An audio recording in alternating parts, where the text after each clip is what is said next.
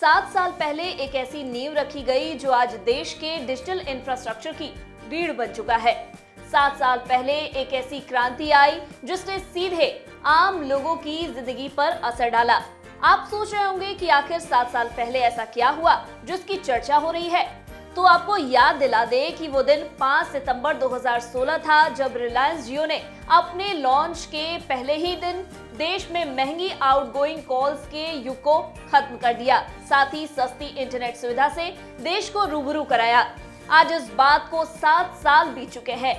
रिलायंस के मालिक मुकेश अंबानी ने जब जियो के लॉन्च की घोषणा की थी तब किसी ने भी नहीं सोचा था कि एक दिन रिलायंस जियो देश में 7 सालों में बड़ा बदलाव लाने का दम रखती है, जिसका सीधा असर आम आदमी की जिंदगी पर पड़ता है। चलिए आज बात करते हैं जियो के माइलस्टोन्स और देश पर पड़े इम्पैक्ट के बारे में। नमस्कार, मैं हूं डॉक्टर तन्वी सिन्हा और आप देख रहे हैं बिज तक। जियो अपने लॉन्च के साथ ही पहली कंपनी बनी जिसने आउटगोइंग कॉल को फ्री कर दिया, जो आज तक जारी है। जियो ने देश में महंगी आउटगोइंग कॉलिंग के ट्रेंड को ही समाप्त कर दिया। इससे लोगों के लिए मोबाइल रखना आसान हो गया। मोबाइल बिलों में भी भारी कमी आई, क्योंकि जियो की आउटगोइंग कॉल फ्री करने से बाकी ऑपरेटरों पर भारी दबाव बना और उन्हें भी अपनी रणनीति में बदलाव कर दाम कम करना पड़ा।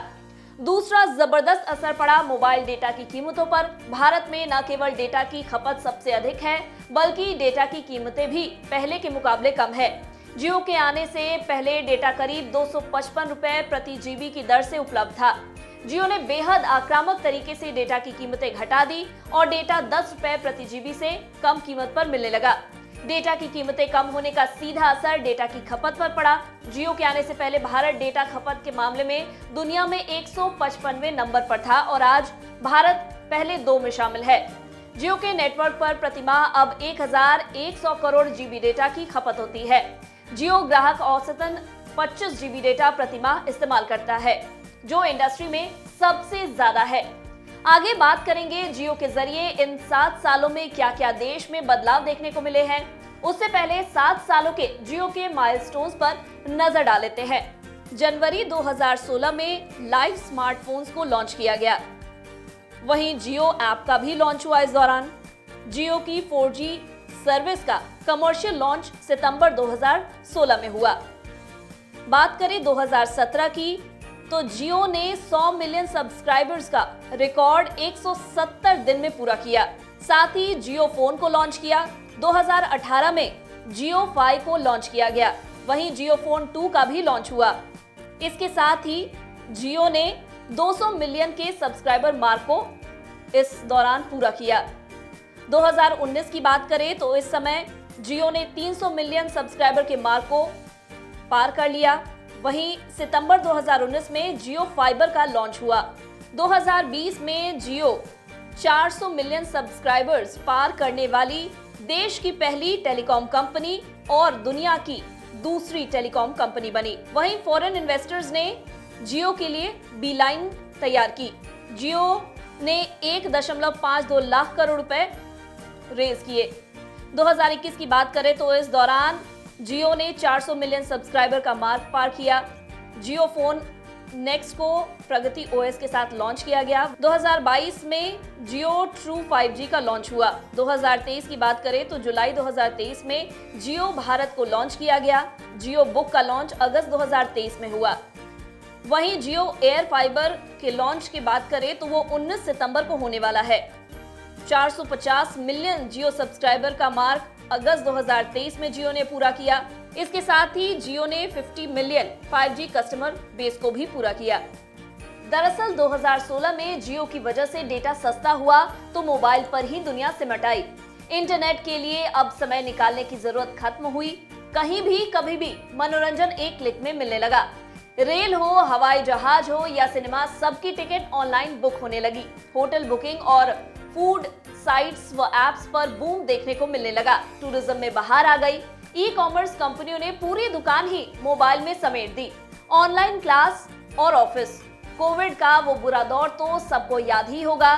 शिक्षा और ऑफिस घर से ही चलने लगे। घंटों इंटरनेट का इस्तेमाल होता था। वजह एक ही थी, किफायती कीमतों पर डेटा की उपलब्धता। कल्पना कीजिए अगर डेटा के रेट में जियो लॉन्च से पहले वाले कीमतों के दर से आपको मिल रहे होते तो क्या हाल होता।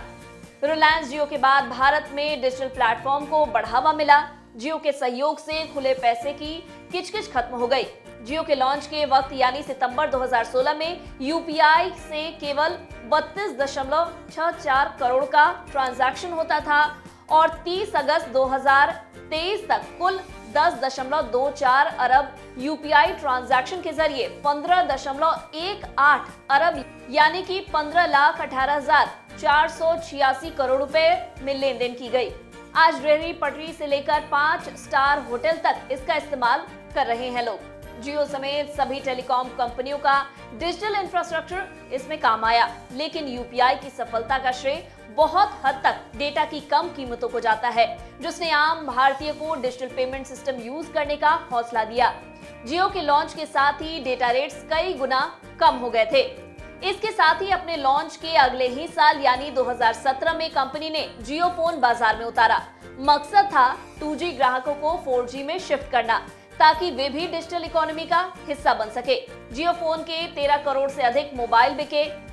ये किसी भी एक देश में किसी एक मॉडल के बिकने वाले सबसे अधिक मोबाइल थे। इसकी अगली कड़ी में कंपनी ने जियो भारत प्लेटफॉर्म लॉन्च कर 2G ग्राहकों को 4G में खींचने की मुहिम तेज कर दी है। जियो के साथ कार्बन नाम की कंपनी भारत नाम से 4G फीचर फोन बना रही है। जल्द ही कुछ और कंपनियों के भी इस मुहिम में जुड़ने की उम्मीद है।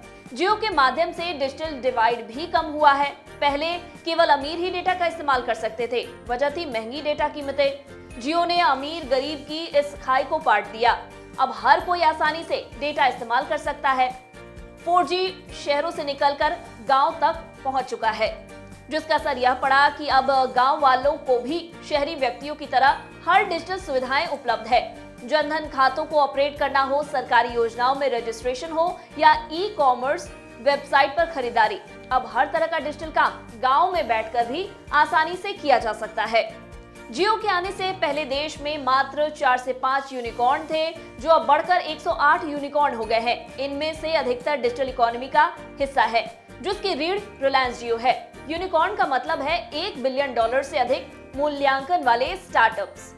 आज भारतीय यूनिकॉर्न का कुल मूल्यांकन 28 लाख करोड़ रुपए से अधिक है। जोमैटो के फाउंडर दीपेंद्र गोयल हो या नेटफ्लिक्स के सीईओ रीड हेस्टिंग्स, सभी भारत में अपनी तरक्की के लिए जियो के योगदान की खुलकर तारीफ करते हैं। भारतीय अर्थशास्त्री उम्मीद कर रहे हैं कि भारतीय डिजिटल इकोनॉमी जल्द ही $1 ट्रिलियन का आंकड़ा छू लेगी। इसके अलावा हाल ही में मुकेश अंबानी ने सभी भारतीयों को जल्द ही आर्टिफिशियल इंटेलिजेंस मुहैया कराने का वादा किया है। अंबानी का मानना है कि डेटा की तरह आर्टिफिशियल इंटेलिजेंस पर भी हर भारतीय का हक है। इस तकनीक ने अपनी अहमियत की झलक दिखानी भी शुरू कर दी है। उम्मीद है कि 5G की रफ्तार पर सवार आर्टिफिशियल इंटेलिजेंस आम भारतीय के भविष्य को संवारने में अहम भूमिका निभाएगी। अगर आपको हमारे इस वीडियो में दी गई जानकारी पसंद आई हो तो इसे लाइक और शेयर जरूर करें। साथ ही बिजनेस जगत की खबरों से अपडेटेड रहने के लिए बने रहे हमारे साथ और देखते रहे बिज तक।